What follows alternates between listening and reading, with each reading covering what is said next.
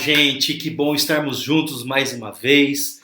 Vamos começar nosso estudo, capítulo 13 de Atos, e vamos voltar um pouquinho para a gente entender como que começou o capítulo 12, o que foi falado no capítulo 12, e depois nós caminhamos no capítulo 13, que é um capítulo longo, mas que tem muitos princípios, verdades importantes para nós tirarmos para a nossa vida, para o nosso grupo, e creio que o Senhor vai falar no nosso coração nesse dia.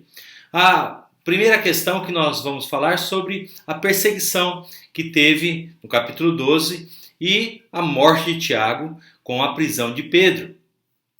Também havia a igreja que estava orando a favor de Pedro, com certeza estava orando a favor de Tiago também, e o Senhor permitiu que levasse Tiago e Pedro fosse solto.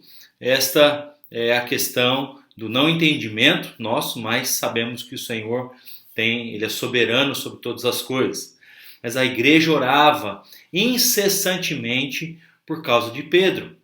E por conta desse tempo de oração, de buscar o Senhor, houve o livramento de Pedro por uma questão sobrenatural. O Senhor enviou um anjo e Pedro foi solto da cadeia e pouco tempo depois ele chegou até a casa de João, que era irmão de Tiago, e chegou ali e eles não acreditavam que ele estava solto e houve uma derrota dos inimigos com a graça de Deus. Quando a gente ora, o Senhor se manifesta, o Senhor age, o Senhor faz coisas grandes, maiores do que nós pedimos, pensamos ou imaginamos pelo seu poder que opera em nós.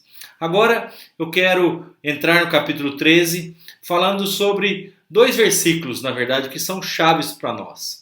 O versículo 9, que diz que todavia Saulo, também chamado Paulo, cheio do Espírito Santo. Olha que princípio maravilhoso para nós hoje. E também no verso 52, os discípulos, porém, transbordavam de alegria e do Espírito Santo, viver uma vida cheia do Espírito Santo. Nesse capítulo 13, nós vamos falar sobre a missão de Deus, o chamado de Deus e os seus desdobramentos, como que o Senhor usou pessoas, chamou pessoas para que outros pudessem ser alcançados por sua palavra. Agora, o capítulo 13 relata a primeira viagem missionária de Paulo e Barnabé e que eles foram evangelizar, tiveram um tempo de libertação, tiveram tempo de testemunho, muitas pessoas foram alcançadas e os apóstolos continuaram as viagens, mesmo com perseguição, com intrigas, com ciúmes, mas eles continuaram obedecendo o chamado do Senhor. Isso é importante para você pensar hoje, que Deus continua chamando pessoas, Deus continua chamando eu e você para anunciar a palavra de Deus a todos, anunciar o evangelho a outros. Este é o chamado de Deus para nossas vidas. Ali na igreja tinha profetas e mestres. Esta é uma característica da igreja que era muito especial, porque tinham 4 ali que eles serviam ao Senhor, eles tinham a prática do jejum, prática da oração, e o Senhor falava na igreja, o Senhor tinha liberdade para falar. Como é especial isso! O Senhor fala com o seu povo, o Senhor tem voz audível, Ele conduz a sua igreja, Ele dirige o seu povo, Ele faz algo que nós nem imaginamos, e Ele chama pessoas que nós nem muito menos queríamos, como Saulo, que foi um perseguidor, alguém que matou pessoas, e Deus chama pessoas que nós não imaginávamos, não pensávamos. Este é o grande e maravilhoso poder de Deus. Ele chama Saulo, que depois ele foi chamado pelo Senhor, foi transformado, ele escreveu a maioria do Novo Testamento. O Senhor abençoou muito a vida dele e graças a Deus pela vida dele que nós temos uma grande parte do Novo Testamento escrito pelo apóstolo Paulo, que foi quem escreveu. Muito bem, essa igreja ela dava liberdade ao Espírito Santo. ele poderia falar, agir. Na igreja tinha esse sentimento missionário de enviar pessoas para fazer uma missão, um propósito de alcançar vidas, que é o que o Senhor deseja. Esse é o plano de Deus. Se você ler a palavra de Deus, você vai ver que Deus amou o mundo de tal maneira, João 3,16, que deu o seu Filho unigênito para que todo aquele que nele crê não pereça, mas tenha a vida eterna. O propósito de Deus é que todos sejam salvos. Agora, as pessoas podem resistir também, podem dizer que não querem, podem dizer, não, eu não quero seguir o Senhor, não quero servir o Senhor. Este é o livre-arbítrio, eu posso escolher se eu quero seguir o Senhor ou não. Mas o propósito de Deus é que a palavra dele seja alcançada a todas as nações, a todos os povos. Muito bem. Depois disso, nós vamos ver que Paulo estava cheio com o Espírito Santo, mas ele teve muita oposição. Estar cheio com o Espírito Santo não quer dizer que tudo vai dar certo.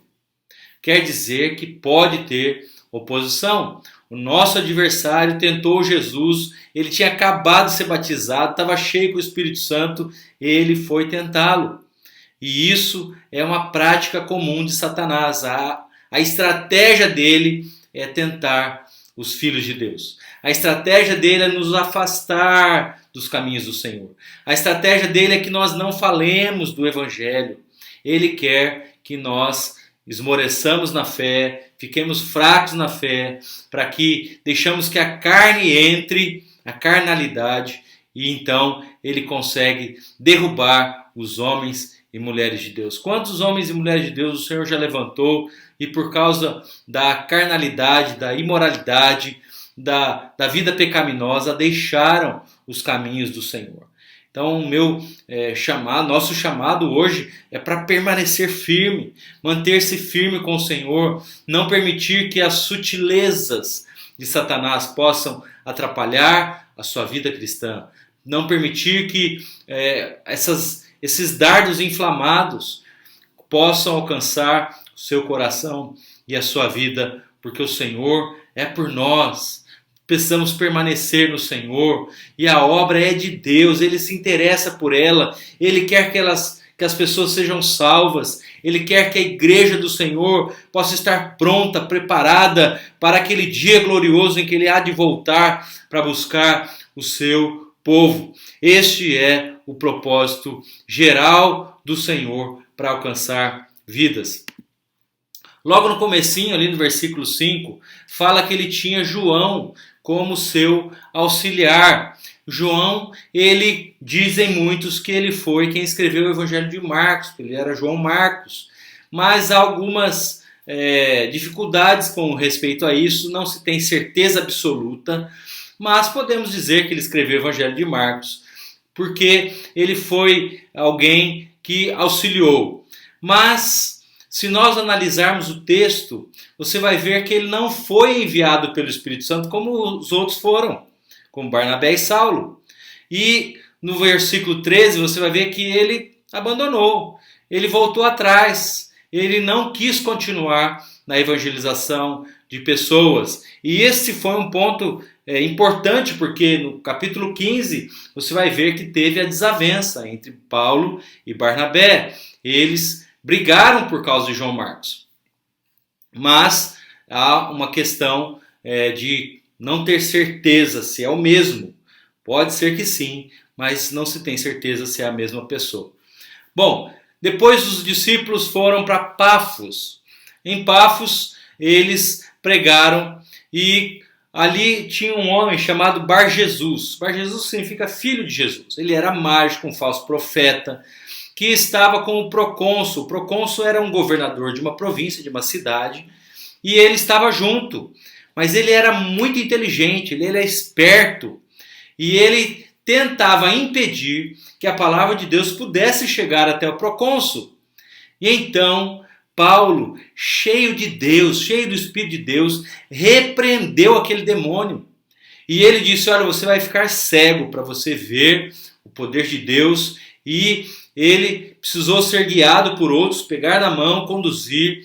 E com isso, o procônsul acreditou na palavra de Deus e na sua doutrina.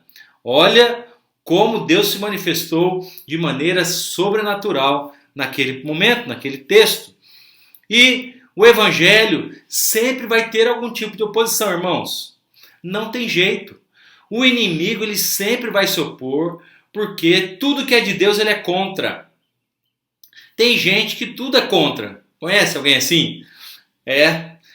O diabo ele é tudo contra. Ele sempre vai se opor, ele sempre vai querer prejudicar, sempre vai querer trazer confusão, contenda, briga, intriga. Esse é o propósito dele ao trabalhar contra a obra de Deus. Mas nós temos um Deus que é maior, glória a Deus por isso. Ele é maior que o diabo, maior que as obras de Satanás. Ele diz que não devemos desprezar seus ardis, os seus intentos, mas temos um Deus que pisou na sua cabeça e que vai voltar para buscar a sua igreja em glória. Nós temos um Deus que ressuscitou e que está conosco, que é muito maior do que esses demônios, o diabo, as trevas. O Senhor é muito maior que isso. A partir do verso 13 até o verso 41, nós vamos ver o testemunho de Paulo. Ele diz como foi o poder de Deus se manifestando desde a época de Abraão, quando Deus o chamou, e até aquele momento, quando ele estava chegando até para compartilhar a palavra, e ele diz de todas as situações, tudo que aconteceu, e como saíram do Egito, depois de 450 anos, mas que Jesus ressuscitou. E os judeus, pensem nessa situação, começaram a falar, mas espera aí, é Jesus o Salvador? E ele continuou falando o cumprimento das profecias, mas que ele foi morto, e ele ressuscitou, e ele está vivo e apareceu para muitos, e trouxe para aqueles que estavam perdidos a justificação, que é o pleno perdão dos nossos pecados. Eu me torno justo diante de Deus e diante dos homens. Isto é maravilhoso. O Senhor Jesus, ele morreu por nós, perdoou completamente os nossos pecados. Ele nos torna justo diante de Deus e diante dos homens. O plano de salvação de Deus é para todos, não é só para alguns. É que no texto ali diz que estavam destinados para a vida eterna. Alguns pensam que esse texto está dizendo que o Senhor tinha alguns separados para a vida eterna, outros não. Mas nós entendemos pela palavra de Deus que a porta da salvação é aberta para todos. Mas quem entra é salvo. Quem entra pela porta recebe salvação em Cristo Jesus. E isso foi muito especial ali para aqueles que estavam juntos, e a obra do Senhor continua fazendo discípulos, alcançando pessoas, e temos até aqueles que não acreditam, que não querem saber do Senhor, mas nós cremos num Deus que está vivo. Glória a Deus por isso. Indo para o final, dos versos 42 ao 52, nós vemos que havia um desejo no povo de ouvir a palavra de Deus, e essa alegria que contagiou a todos por ouvir a palavra, de querer mais.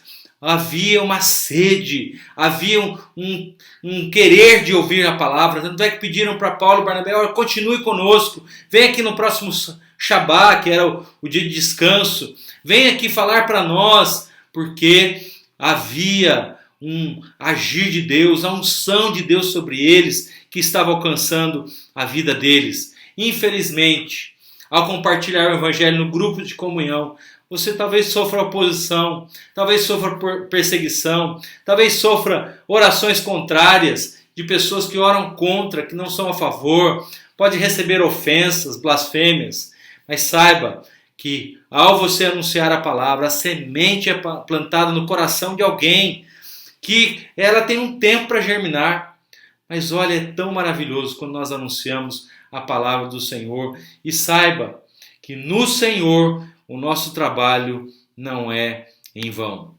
Para a gente concluir, é muito importante você compartilhar o Evangelho.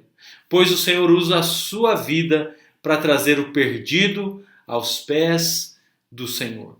Persevere, não desanime, não desista, não deixe que as situações o impeçam de continuar pregando a palavra, anunciando o Evangelho a outros. Eu deixei alguns estudos para vocês e 3 perguntas rápidas para você pensar, meditar neste estudo de hoje. Primeira, será que nós como igreja temos deixado o Espírito Santo conduzir? Será que temos ouvido a voz do Senhor? Segunda, será que temos orado e jejuado para o Senhor enviar para a obra que é dele pessoas para cumprir o seu chamado? Nós temos orado, Senhor, levanta pessoas, homens, mulheres, para anunciar a tua palavra onde eu não posso ir, onde você não pode ir. Terceiro, você tem enfrentado oposição ao compartilhar o Evangelho? Comente com seus irmãos dos grupos pequenos, dos grupos de comunhão. E o último, o versículo para a gente decorar. Está em Mateus 5,10. Esse texto é especial para nós, porque foi Jesus quem disse que bem-aventurados os perseguidos por causa da justiça, porque deles é o reino dos céus. Você é feliz quando é perseguido. O Senhor olha para nós, Ele olha por nós e Ele cuida de nós. Nesse dia que o Senhor possa te abençoar, cuidar de você, cuidar dos seus grupos, continue orando, buscando o Senhor, porque o Senhor tem planos mais altos para a sua vida. Que Deus te abençoe, tenha uma boa semana, fique na paz do Senhor.